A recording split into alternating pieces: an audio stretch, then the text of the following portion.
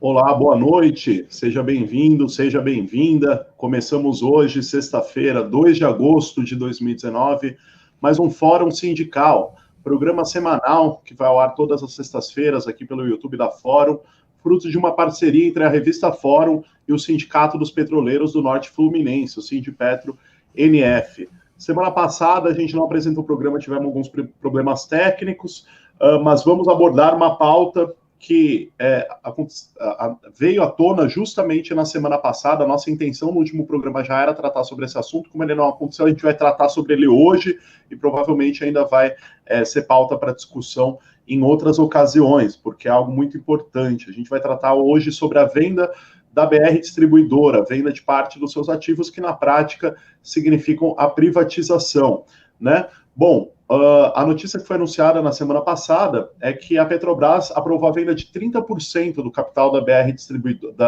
Distribuidora, somando 8,5 bilhões. Com isso, a Petrobras passa a deter apenas 41,25% das ações da BR Distribuidora, o que na prática privatiza essa subsidiária, né? Essa subsidiária que é responsável pela rede de postos de combustível em todo o país. Bom, a ideia do nosso programa hoje é falar um pouco sobre a importância da BR Distribuidora e quais vão ser as consequências práticas com essa privatização, que faz parte de todo um pacote de desmonte, né, que vem sendo promovido por esse governo do Jair Bolsonaro, né?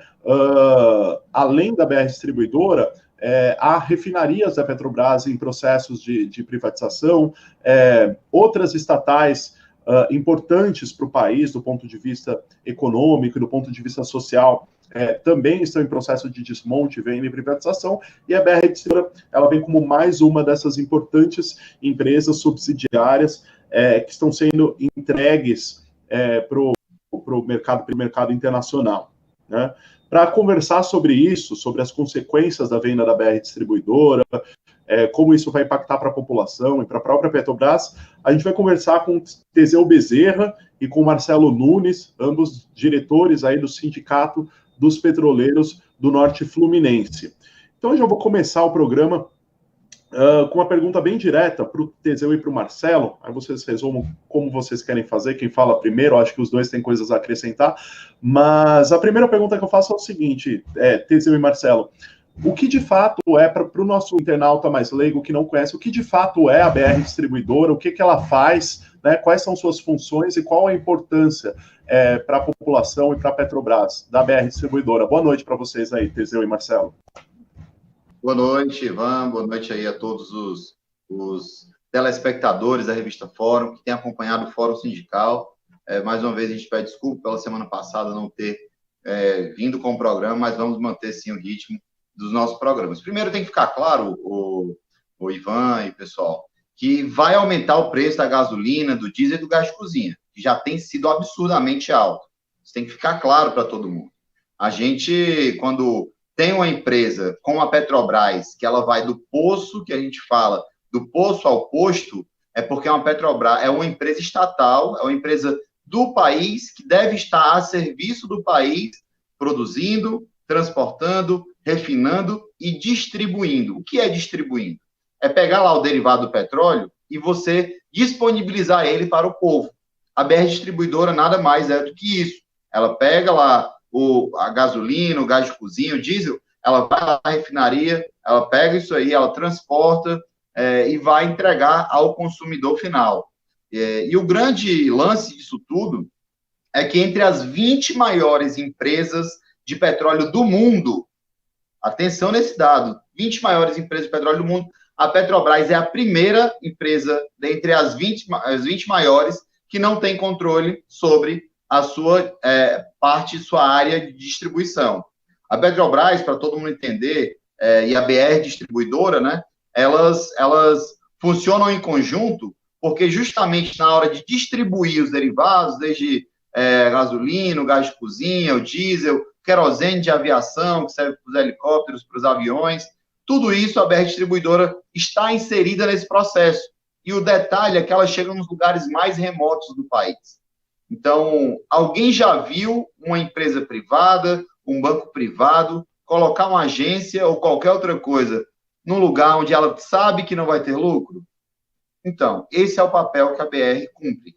Nos lugares mais remotos, no sertão do Nordeste, desde ao meio da Amazônia, onde tem muitas pessoas que moram naqueles lugares, a BR Distribuidora é a única que garante. Assim como o Correio é o único que agente lá, assim como a Caixa é o único banco que chega lá, muitas vezes o Banco do Brasil, e esse é o cumprimento do papel da BR Distribuidora. Então, para isso que ela serve. E aí eu não queria saber, Marcelo pode me complementar aqui com uma informação que eu possa ter esquecido, Marcelo. Então, boa noite, Teseu, boa noite, Ivan, e demais internautas aí que assistem o Fórum Sindical. A venda da BR, ela faz parte desse pacote de maldade de um governo colocado por uma eleição que a gente está vendo aí o resultado que está dando, né? Ele está oferecendo embaixada dos Estados Unidos para o filho dele. Então, nada mais choca. A gente viu que nos anos 90, para se vender a Companhia Vale do Rio Doce, lá na Bolsa de Valores do Rio de Janeiro, rolou uma guerra campal no começo da década de 90, e mesmo assim saiu essa venda, e a venda da BR Distribuidora é muito simbólica, porque tem o BR, tem o verde e amarelo, tem o Brasil inserido nisso para que eles, né, construam um novo Brasil com empresas pequenas. E assim, só para complementar o que o Teseu falou, a distribuição de combustíveis ela é tão vital que ela paralisa várias atividades, como, por exemplo, na ocasião da greve dos caminhoneiros, que aconteceu ano passado, depois de alguns dias de greve, você não tinha combustíveis para as pessoas andar de carro, para poder voar de avião, querosene de aviação para os helicópteros aqui na Bacia de Campos, e o papel da BR Distribuidora é fundamental, porque ela faz o combustível, seja gasolina, seja o gás, chegar nos mais diversos pontos, e existe uma política de o preço ser mais ou menos parecido, né? Nas capitais um pouco menor, no interior um pouco maior, mas você não vê uma diferença muito substancial, seja em São Paulo, no Rio, aqui em Macaé, ou lá em Taquatiara, no Amazonas, por exemplo. E agora, com o mercado com as mãos nessa distribuição, a BR Distribuidora ela vai praticar a sua venda de combustível onde ela achar que dá lucro. Onde ela achar que não dá lucro, ela vai sair dessa operação, e muito provavelmente a gente vai ter pontos do Brasil onde a oferta de combustível vai ficar muito menor, e aí, como toda na lei do mercado, da oferta e da procura, o preço do combustível nesses lugares vai aumentar muito mais. Então, a gente sabe da importância social, fez bem essa comparação, é como a Caixa Econômica, é como o Banco do Brasil, como agências de Correios que chegam em cidades que não tem agência normal. E se você é um internauta que está assistindo aí do sul do Brasil, do extremo sul, principalmente, né, no Nordeste, no extremo norte do Brasil, vai ter dificuldade, porque as empresas que estão no mercado, elas estão só para dar lucro, elas não estão para fazer uma função social que é importantíssima e que vai deixar de ser feita agora, que a Petrobras só vai manter 35%, mas mantendo somente 35%, as decisões não ficam mais com ela. Então, é uma privatização que aconteceu de fato. E a gente vai continuar a lutar, além das ações que foram colocadas, ao máximo possível esse desmonte que está acontecendo. Legal, Marcelo. Eu queria tocar em outro ponto importante aqui com vocês, porque os compradores da maior parte dessas ações, desses ativos que foram vendidos da BR Distribuidora, são bancos norte-americanos, né? E aí, nesse ponto, eu queria uma relação aqui com a própria nuance de interesse que há dos norte-americanos e das empresas americanas, não só na Petrobras, como na política brasileira como um todo, porque tomando conta da política brasileira, eles conseguem controlar algumas empresas estatais, como a Petrobras, né? E nesse ponto eu queria fazer essa relação, por exemplo, com a Operação Lava Jato, né? Algumas revelações aí do Intercept Brasil, essa série que vem sendo chamada de Vaza Jato, mostram o procurador Deltan Dallagnol falando sobre os americanos, que para aprovar determinado procedimento, ele precisava do aval dos americanos. E aí eu já relaciono com uma fala recente do ex-presidente Lula, que ele fala com todas as letras que a Lava Jato faz parte de um projeto norte-americano de poder que visa controlar a Petrobras, o pré-sal, etc. Enfim, e aí quando a gente tem essa notícia da venda de ativos da BR Distribuidora, a gente vê que a maior parte dos compradores são bancos justamente norte-americanos. Queria saber a opinião de vocês com relação a isso. Até que ponto a Lava Jato pode ter viabilizado uma narrativa de que a Petrobras é uma empresa corrupta, que a Petrobras deveria ser vendida e viabilizou privatizações como essa. Até que ponto tem dedo dos americanos aí, Teseu e Marcelo? Primeiro, Ivan, é bom a gente deixar claro para todos os internautas e para a população brasileira que a Lava Jato ela tem um papel político. A Lava Jato ela tem se provado ao longo do tempo, e o Intercept ele traz realmente, com a Vaza Jato, muito mais substancialidade às denúncias que nós fazíamos anteriormente, e a FUP foi uma grande denunciante ao longo de várias etapas da Operação Lava Jato. Mas primeiro você destacou muito bem, Dalton Dallagnol esteve conversando com esses mesmos bancos que compraram a BR Distribuidora, essas ações da BR Distribuidora, eles tiveram reuniões há 2, 3 anos atrás. Esses mesmos bancos receberam simplesmente mais de 10 bilhões de reais em reparação em um acordo que foi feito nos Estados Unidos em primeira instância. Não foi nem julgado nenhum mérito em nenhum momento, e eles tiveram, sim, passaram o facão em 10 bilhões de reais esse acordo, já no governo Temer, já com a Operação Lava Jato dentro da Petrobras, e então isso prova muito bem que tem um jogo de interesse por trás disso. E o que a gente não pode esquecer também é que esse mesmo agrupamento, eles tiveram reunidos com Dalton Dallagnol e Sérgio Moro algumas vezes para criar aquele fundo que a gente tem chamado de Fundo Criança Esperança da Operação Lava Jato, onde tentou, em janeiro desse ano, agora de 2019, já nessa nova era do país, né, que é assim que tem sido chamado esse momento, essa nova era do país, eles tentaram simplesmente pegar 2,5 bilhões da Petrobras para o Ministério Público Federal de Curitiba gerir, numa ONG, numa fundação privada. Então, olha onde é que está morando, de fato, essa corrupção.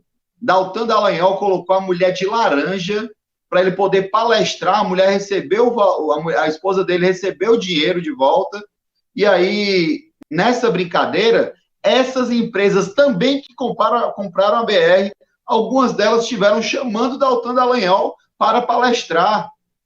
Entendeu onde é que está a corrupção? A corrupção, na verdade, ela foi, de fato, em vários momentos pela Operação Lava Jato, colocada à tona. A exemplo, eu lembro muito bem o exemplo, eu sempre gosto de citar esse exemplo, que é muito emblemático, é de um conterrâneo meu, o Sérgio Machado, que era o grande operador do PMDB dentro da Transpetro, passou 12 anos como presidente da Transpetro, dentro dos acordos políticos todos, e ele durante esse período, ele fez esse jogo de corrupção com várias empresas, inclusive gravou Romero Jucá, Renan Calheiros, gravou o próprio Michel Temer, e simplesmente ele devolveu 75 milhões de reais para os cofres da Petrobras, Sérgio Machado, do PMDB do Ceará, do MDB hoje em dia, e simplesmente ele não ficou preso nenhum dia. Ele fez uma dessas delações super premiadas, ele mora numa mansão de luxo na beira da praia. Saiu uma matéria no jornal O Povo, de 2 domingos atrás, é um jornal lá do Ceará, onde ele descrevia isso. E agora ele acabou de se mudar para um apartamento de simplesmente nada mais, nada menos do que 6 milhões de reais na Beira-Mar, que é o bairro mais caro de Fortaleza. Um apartamento de alto luxo. Sérgio Machado, pegue com a boca na botija e falou que confirmou que, de fato, tinha roubado e que tinha desviado. Então, percebe bem, Ivan, a incoerência, onde um cara que realmente confessou que roubou, está solto, mora na mansão de luxo, é cheio da grana, e você tem, do outro lado, a indústria naval sendo quebrada, esfacelada, a imagem da Petrobras sendo esmagada para justificar essas vendas, essas privatizações. Então, o interesse político por trás disso é uma entrega plena do que é nosso, é uma entrega plena da Petrobras, entrega plena do pré-sal, são esses os interesses. E aí tem vários outros casos, desde arquivamento de casos de corrupção do FHC, desde arquivamento de casos do Serra, do Aécio Neves, tudo isso está vindo à tona agora, e nós estivemos no ato da ABI, na última terça-feira, e nesse ato da ABI, a Federação Única dos Petroleiros, a FUP, foi a única entidade sindical que falou naquele ato em apoio à liberdade de imprensa, e o David Bacelar lembrou muito bem, que a Petrobras, ao longo dos anos, ela foi, desde a sua criação, ela foi muito atacada. A elite nunca acreditou e nunca quis a Petrobras. E hoje não é diferente.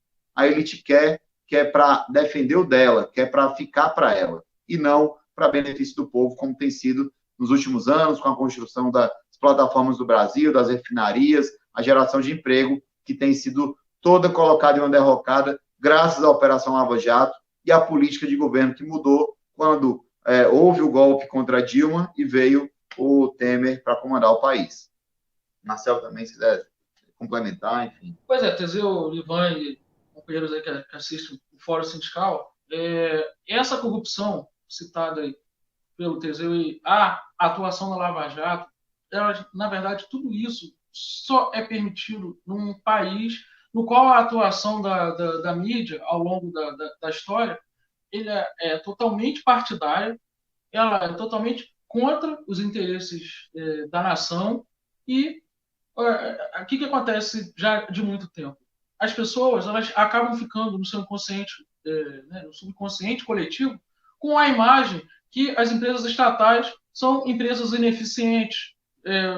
Quem é mais antigo lembra que na época do Collor, ele chegava a dizer que as estatais eram como um elefante, né, paquiderme, que o Estado tem que diminuir. E agora, a imagem que é utilizada, principalmente pela Globo, né, para os demais sistemas de informação, é o quê?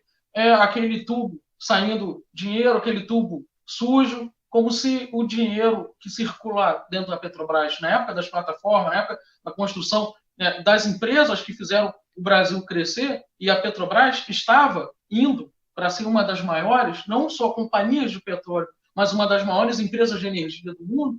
E aí, para a Rede Globo, para a Band, para as outras empresas, foi começando essa narrativa de que não, que há muita corrupção, tem sujeira debaixo disso aí, e aí foi sendo montada a história. Surgiu o super-herói, o Sérgio Moro, que ele pode tudo, acusa e condena, acusa sem prova, condena como se fosse já tudo como disse o Jucá, com o Supremo e com tudo mesmo, e com o povo ficando como prejudicado nessa história, porque você vê hoje milhões de desempregados no estado do Rio de Janeiro, na cidade de Macaé, nas cidades que são próximas à Bacia de Campos, o número de desempregados é altíssimo. O Brasil está pagando um preço aí por uma opção que é com certeza completamente incorreta, e as privatizações, se elas acontecerem, elas vão empobrecer cada vez mais o nosso país.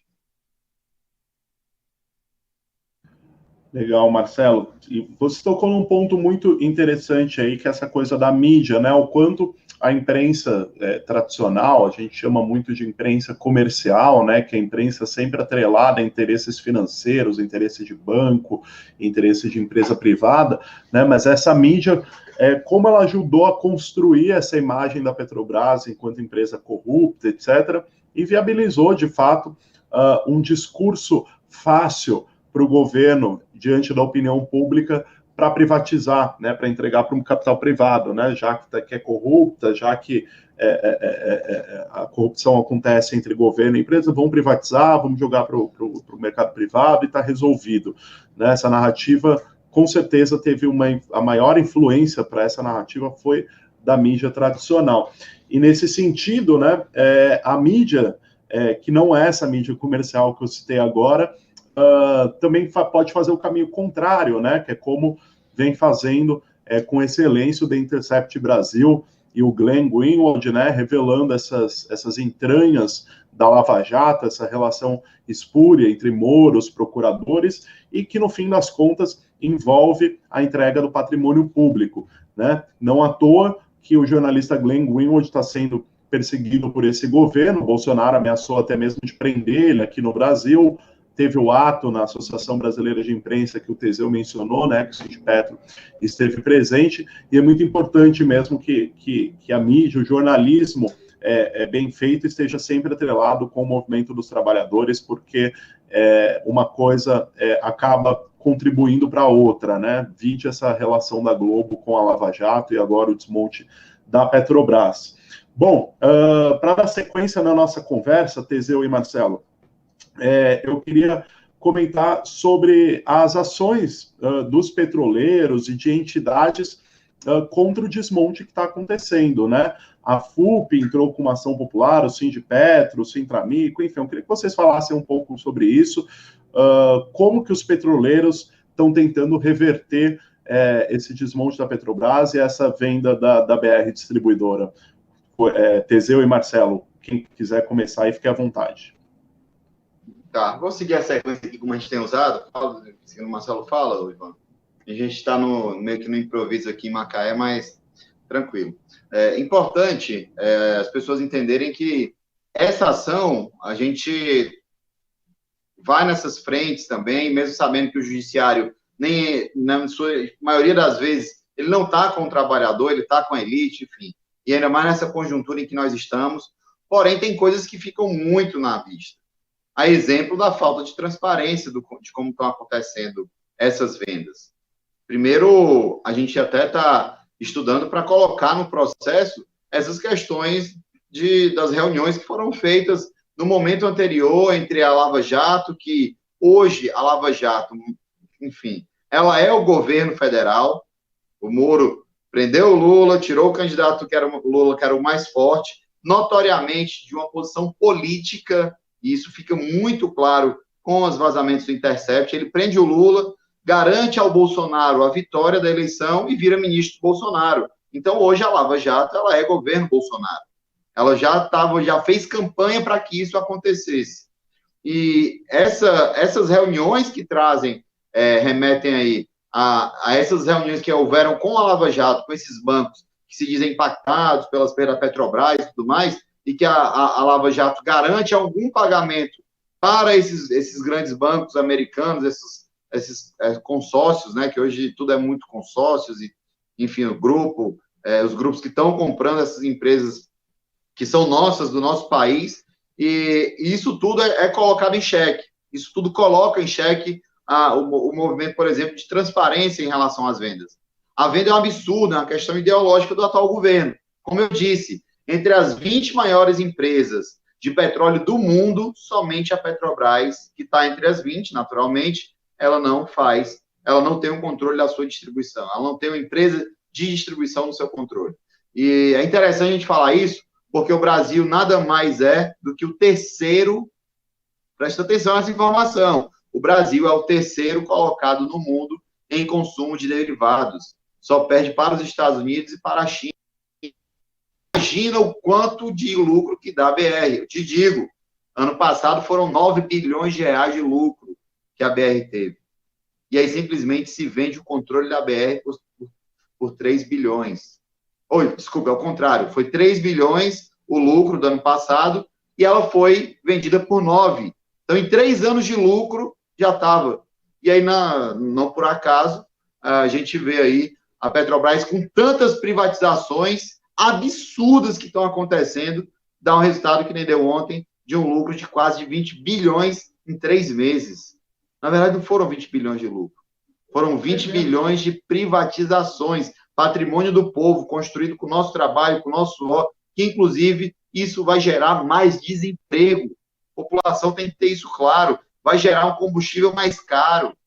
É isso que tem que estar claro para a população. Então, as nossas ações, elas giram em torno disso, de denunciar e mostrar esse processo. O que não nos tira a luta política, a luta de fato, que os petroleiros, as petroleiras, a Petrobras, a Transpetro, a BR Distribuidora, do setor privado, estão fazendo e devem acirrar cada vez mais essa luta. Marcelo, com certeza, vai comentar mais sobre a luta política, né, digamos assim. Pois é, Teseu e demais aí, público, a Petrobras e as demais, né, subsidiárias, ela não foi criada assim de uma hora para outra. Alguém deu uma canetada e resolveu criar a Petrobras. Ela foi criada a partir de um movimento de luta na sociedade brasileira para se criar isso. Já se existia petróleo, as produções eram pequenas, de empresas insuficientes. Um dos escritores nacionais mais famosos, que foi um apoiador da campanha O Petróleo é Nosso, foi Monteiro Lobato. E, né, quem estuda aí a história, também a literatura, né, vê que até nas histórias infantis ele colocou a questão do petróleo ser nosso e tal. E aí, em 1953, foi criada, com já a mídia da época sendo contra a criação da Petrobras. Ela preferia que empresas de fora retirassem petróleo. Se dizia muito na época que o Brasil não vai ter condição de produzir o suficiente, porque a nossa terra não é para isso e tal. E, contrariando todas essas expectativas, a Petrobras, agora, coisa de 10 anos atrás, se tornou aí autossuficiente de todo o nosso consumo. Nós produzimos e ainda exportamos para metade do mundo. E aí, quando veio o governo do golpe, o governo Temer, agora no governo Bolsonaro, a intenção deles é privatizar e vender, acabar com tudo. Eles jogam fora essa história. Então, quer dizer, não adianta só a ação na justiça. A gente tem que ter o povo na rua, tem que ter luta, as pessoas têm que ter a consciência que a vida de todo mundo vai piorar. Esses 20 bilhões de lucro não é para mim, não é para o Teseu, é para o acionista. E hoje o acionista está pulverizado. E é uma empresa nacional, quando ela privatiza, como é o caso da BR Distribuidora, para a mão de bancos aí, de operadoras que não tem nada a ver com a parte aí de distribuição, de social, de nada, eles vão acabar fazendo o quê? Fechando lugares que não são lucrativos e simplesmente as pessoas vão ficar a ver navios.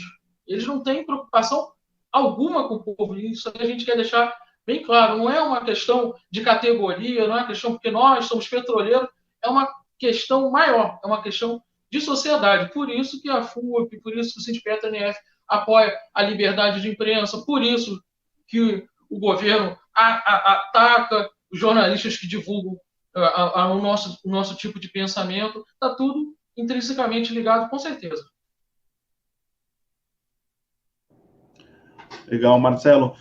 Bom, infelizmente a gente está chegando ao final do nosso programa hoje, estamos fechando nossos tradicionais 30 minutos aqui, mas gostaria de agradecer a todos os internautas, leitores que acompanharam a nossa transmissão, assistiram ao nosso programa hoje. Obrigado ao Teseu, ao Marcelo, pelo papo de hoje, acho que foi muito enriquecedor, e a gente volta na sexta-feira que vem, falando mais sobre Petrobras, mais sobre a ótica sindical, a ótica trabalhista, os direitos dos trabalhadores e os rumos que o Brasil vem tomando com esse governo Bolsonaro. Só para finalizar, Teseu e Marcelo, o Marcelo havia citado agora que o povo precisa ir para a rua e tudo mais. Vocês têm já algo programado, algo em mente a nível de manifestação de rua, de ato aí entre os petroleiros? Eu sei que vai ter mobilização do pessoal da educação agora em agosto, né? Vocês vão somar junto? Como que está essa agenda aí? Sem dúvida, Ivan, a gente vai estar somando junto. Na verdade, a educação, ela acaba sendo um grande impulsionador, e os petroleiros, como tem feito em todos os atos, né, os de maio, os dois que aconteceram em maio, a greve geral, a gente estava junto também. Então é isso, a gente vai continuar forte fazendo todos esses atos, todas essas participações. Nós fizemos vários atos já, principalmente com a nossa categoria, né, contra essas vendas. Ontem, por exemplo, nós trancamos aqui a base de Cabiúnas, que é o maior terminal onde tem processamento de gás no Brasil, onde passa mais gás aqui no Brasil, e é fracionado esse gás, então GLP, enfim. E nós ontem trancamos, foram mais de 1.000 trabalhadores, a galera participando do nosso lado, fizemos um ato muito forte, muito coeso, denunciando essas privatizações contra os cortes de direitos. A gente está negociando acordo coletivo e a Petrobras, de forma clara, quer cortar direito do trabalhador por uma questão ideológica. Não tem motivo para ela cortar direito do trabalhador. Para você ter ideia, sequer o terceirizado da Petrobras vai passar a ter plano de saúde. Então, essa nossa luta é pelo pessoal da Petrobras, pelo trabalhador terceirizado e, claro, principalmente pelo povo brasileiro, pelo que é a Petrobras para o povo brasileiro. Então, os petroleiros vão estar assim, nós provavelmente faremos uma greve num futuro próximo e a gente vai estar, assim, sem dúvida, conversando também aqui no Fórum Sindical sobre tudo isso. Então, contem com os petroleiros na luta, porque jamais fugimos da luta e vamos continuar fazendo da mesma forma. Bom, uma boa noite. A gente tem que deixar bem claro aí para a população que tanto a água quanto a energia são patrimônio da nação, não se vendem. E, assim, a gente está aproveitando esse espaço aí para pedir para que as pessoas realmente comprem essa ideia do não à privatização, porque privatizar faz mal ao Brasil e, com certeza, vai fazer um país mais empobrecido nas próximas décadas e que o arrependimento vai ser, assim, eterno. Entregar esse petróleo, esse patrimônio que está sendo entregue a preço de banana. A gente conta aí com a imprensa alternativa para ajudar com que a gente consiga aumentar esse pensamento contrário e as ações sejam cada vez mais efetivas. Muito obrigado pelo espaço. Boa noite. Com certeza. Obrigado, Marcelo. Obrigado, Teseu. E nós, da Fórum, estamos sempre à disposição e sempre junto, lado a lado, com o movimento dos trabalhadores, contra a retirada de direitos e para ajudar a informação a chegar a mais pessoas e fortalecer essa luta. Muito obrigado a todos que nos acompanharam. O Fórum Sindical volta na semana que vem, como sempre, sexta-feira, 8 da noite. Até lá. Boa noite.